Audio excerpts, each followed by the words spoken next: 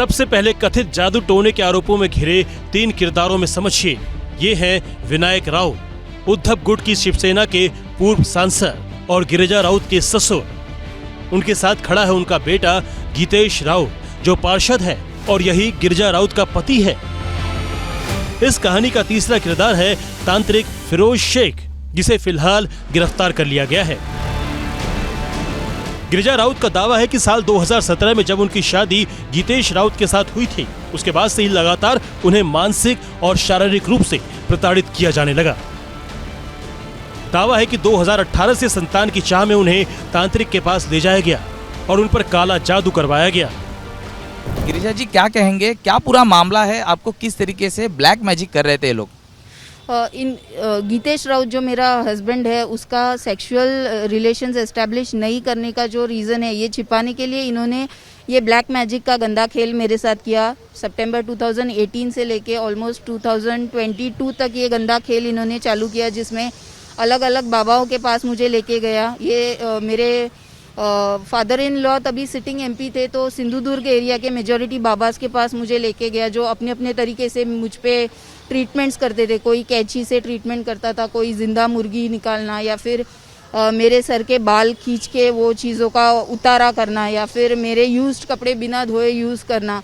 ऐसे सब गंदे काम करके मुझे भयंकर ट्रॉमेटाइज किया गया और मेरा लाइफ इन्होंने जानबूझ के स्पॉइल किया है।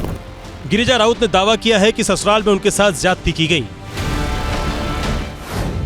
गिरिजा के मुताबिक ससुराल में संतान के लिए उन्हें तमाम तरह की दवाइयां खिलाई गई, कई तरह के तांत्रिक अनुष्ठान करवाए गए, सिर के बाल उखाड़े गए, गौमूत्र तक पिलाया गया और ना चाहते हुए भी ये सब उन्हें बर्दाश्त करना पड़ा।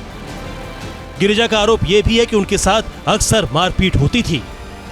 3 सालों में जो बताया गया है आपने एफआईआर में कि आपको मारा गया, आपको गालियाँ दी गई, आपको बेइज्जत किया गया, क्या पूरा मामला? मारना, गाली देना, गंदा ट्रीट करना, फैमिली के बारे में गंदा बोलना, ये तो जैसे रूटीन का बात है। मारना तो हर जगह, मतलब मुंबई के घर से लेके नेटिव में इंटरनेशनल लोकेशन जहाँ भी गई हूँ, हर जगह पे उसने मारा है, जलील किया है कि जैसे एक इंसान के अंदर का इंसान ही मर गया था मेरे, इतना मैंने उसका गंदा बिहेवियर ये किया है। Same is with his mother, उनके मुंह में ही इतनी गंदी गालियाँ है तो लड़का क्या सीखेगा अलग से। वो भी इतना गंदा बात करती है, उनका मेरी तरफ इतना गंदा बिहेवियर था कि पूरे सब मामले में उन्होंने इतना गंदा ये किया है कि उनको इंसान भी नहीं बोल सकते। एफआईआर के मुताबिक गीतेश का ये बर्ताव हनीमून के दौरान ही शुरू हो गया था। गिरिजा ने यह भी आरोप लगाया कि उनकी सास उन्हें ताने देती थी और गिरिजा की मां जब ये बात विनायक राउत के सामने उठाने जाती थी तो मामले को ढकने की कोशिश होती थी। 3 सालों में बहुत बार आपने मीटिंग के लिए विनायक राउत जी के पास आप गए थे?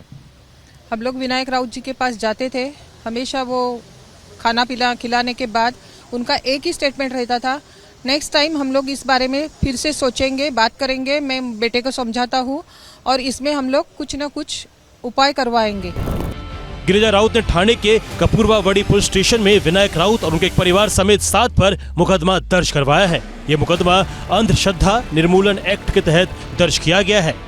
हमने एक एफआईआर रजिस्टर की है इसमें, जो 498 है, चीटिंग का केस है और महाराष्ट्र जो अघोरी अधिनियम सेक्शन 2013 का जो है वो लगा है, ब्लैक मैजिक एक्ट बोलते हैं उसको, उस पे हमने ऑफेंस रजिस्टर किया है। जो एक एमपी है, जो इनके ससुर है, उनका बेटा जो नगर सेवक है और बाकी जो बाबा है उन पे।